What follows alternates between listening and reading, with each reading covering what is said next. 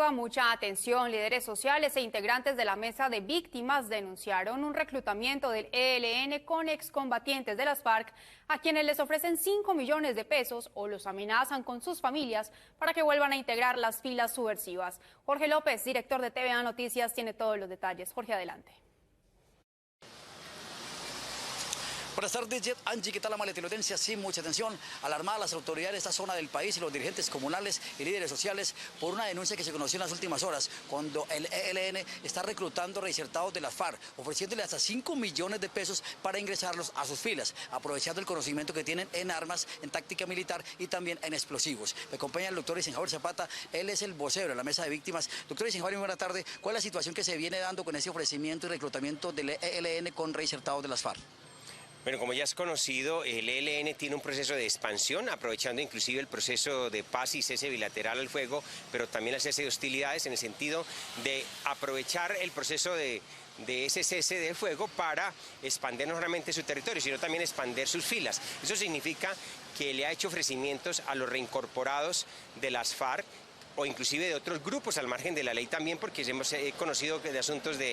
también de exmiembros de las autodefensas que están reincorporados, que viven en nuestro departamento y que les han ofrecido hasta 5 millones de pesos para ingresar a las filas del ELN y si no, obviamente también viene el tipo de amenaza o intimidación a su propio núcleo familiar. Como ustedes saben, el eje cafetero es un buen vividero y para eso significa que cuando ellos se reincorporan, muchos deciden venirse hacia el eje cafetero por las condiciones de seguridad, pero no significa que el ELN no pueda hacerle los ofrecimientos, tal y como lo hemos conocido de algunos reincorporados que ya inclusive terminaron todo su proceso de reincorporación, hoy están en sus unidades productivas, están dedicados a sus hogares y viviendo en nuestros municipios del departamento de Risaralda, inclusive del eje cafetero, y esa parte es la parte complicada porque se tiene que diseñar una estrategia en el sentido de cómo proteger esos reincorporados de ese tipo de ofrecimientos o de las amenazas que hace el ELN sobre ellos. Porque si el ELN está en cese bilateral del fuego y en negociaciones con el gobierno, se está reagrupando y está creciendo sus filas con reinsertados de las FARC.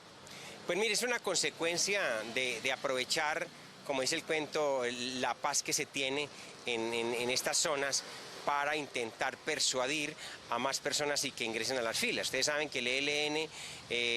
tiene más o menos un promedio entre 3.000 a 5.000 hombres en armas, pero para ellos tener una población que ya está entrenada, que sabe de todo lo que se hace en una guerrilla o en una lucha de guerrillas como la que se vive en Colombia, en su defecto, pues un ofrecimiento de esos a un reincorporado, prácticamente a ellos les sale mucho más fácil o mucho más barato, en otras palabras, el entrenamiento de ese nuevo personal, y eso por eso es que se dedican en este proceso a reincorporar o a meter a sus filas más personal, precisamente para ampliar sus frentes, y obviamente eso es lo que está en serio cuestionamiento por parte del Comando Central cuando se le dice cuál es el verdadero control que tiene sobre sus frentes territoriales y sus frentes por zonas, de acuerdo a la posición y la estrategia que se trazó dentro de ese mismo protocolo de negociación con el ELN y el Estado. ¿Qué es lo más grave de este reclutamiento del ELN con reinsertados de las FARC? Mire, lo primero es la intimidación, porque cuando un reincorporado de las FARC o una persona que ya está pacificada, que no está delinquiendo, que está dedicada a su familia, a sus unidades productivas, pues simplemente se le amenaza o se le intimida para que regrese a las filas. Entonces, en efecto, vuelve y provoca otro tipo de reubicación, una especie de desplazamiento hacia otras zonas por parte de esta población reincorporada y que se vino al eje cafetero a tratar de hacer una nueva vida. El caso del papá de Lucho Díaz, ¿es un secuestro político del gobierno para presionar al gobierno o es algo extorsivo económico? Porque lo primero es que eso es un secuestro de carácter extorsivo. Todo el mundo sabe cuál es el origen de los padres también de Lucho Díaz, pero también de dónde proviene la economía que proviene de Lucho Díaz, obviamente por ser un jugador que se paga en euros y juega en una de las ligas más potentes económicamente de Europa. De manera que allí lo que hay es un secuestro de carácter extorsivo, simplemente que por la trascendencia de ser los padres de Lucho Díaz